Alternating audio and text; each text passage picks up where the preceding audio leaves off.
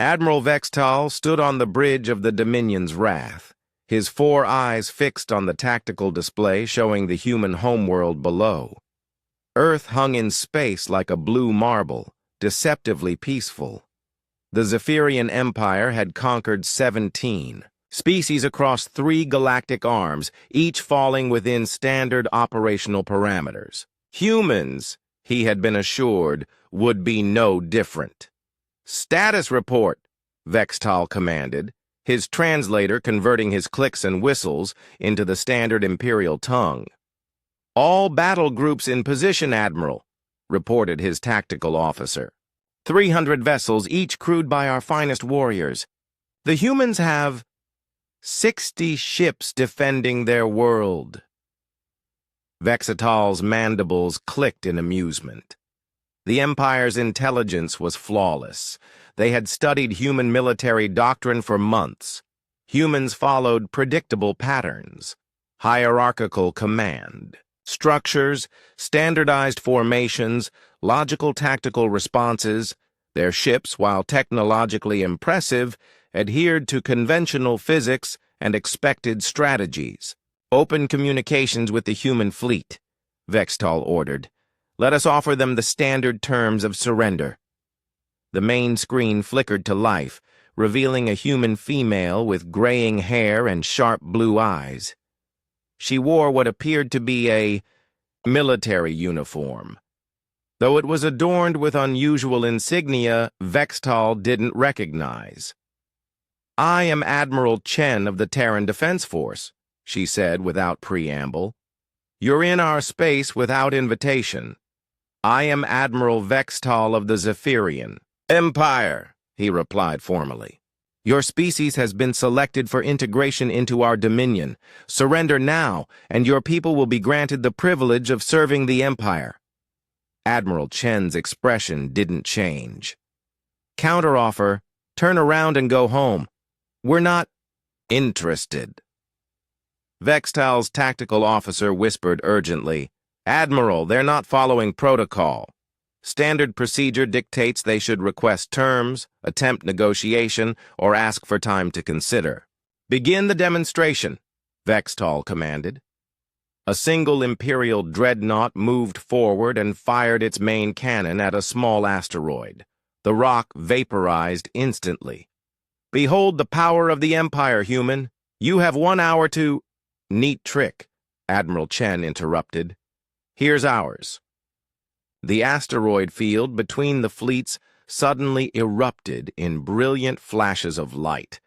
When the sensors cleared, Vextal stared in confusion at the tactical display. Dozens of human ships had appeared from nowhere. They had been hiding inside. Hollowed-out asteroids, using primitive chemical thrusters to position themselves over weeks. But that wasn't the strangest part. The strangest part was what happened next. Instead of forming battle lines or attempting flanking maneuvers, the human ships scattered in seemingly random directions. Some accelerated directly toward the Imperial fleet with no apparent regard for their own safety. Others began spinning wildly while firing their weapons in all directions. A few started broadcasting what Imperial sensors identified as human music at maximum volume. "What are they doing?" Vextal's tactical officer stammered. This doesn't match any known military doctrine." Admiral Chen reappeared on screen, now wearing what appeared to be an ancient Earth military helmet and face paint. "Surprise! We don't play by your rules. We don't play by anyone's rules.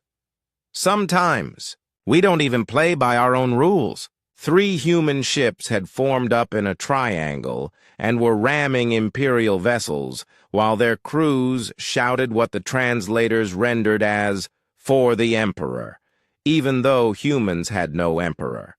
Another group had somehow jury-rigged their mining. Lasers into weapons that fired in spirals, creating a light show that was both beautiful and terrifying. "Admiral," his communications officer reported, voice trembling, "the humans they're broadcasting cooking recipes on our tactical frequencies." and someone is teaching what they call interpretive dance on emergency channels. One human ship flew past the bridge of the Dominion's Wrath, with its hull painted in bright pink and yellow stripes, its captain visible through the viewport making exaggerated facial expressions while piloting the vessel in impossible maneuvers that should have killed the crew from G-forces alone. "This is not how space combat works," Vextal roared. "There are established protocols, recognized strategies. They're winning," his tactical officer whispered.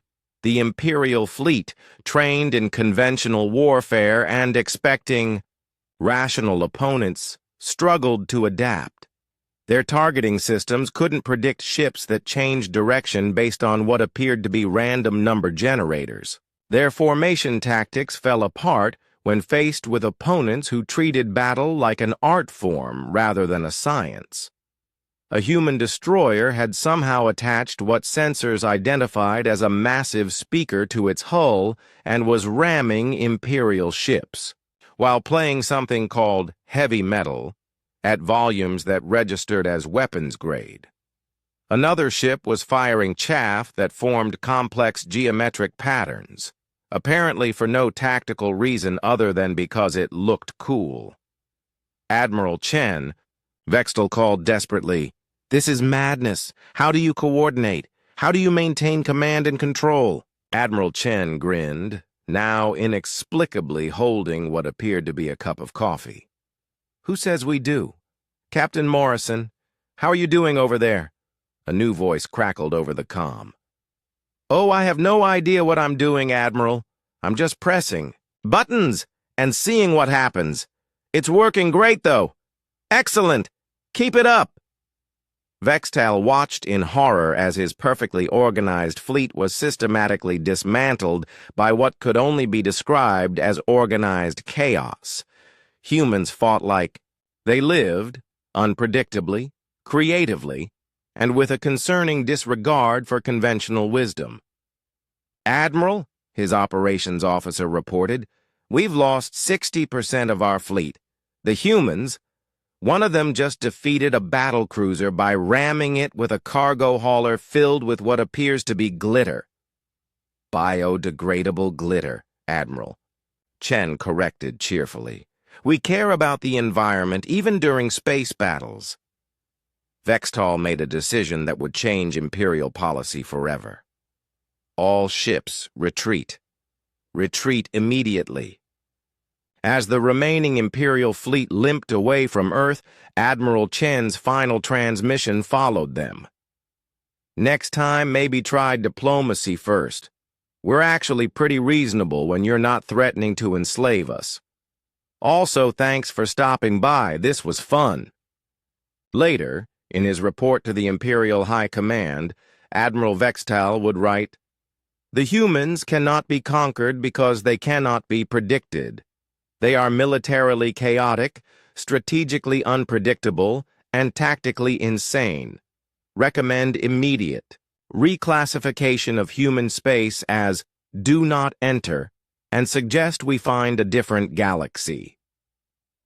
The Empire had sent their best, only to discover that sometimes the best strategy is having no strategy at all, and sometimes the most dangerous enemy is the one who makes the rules up as they go along.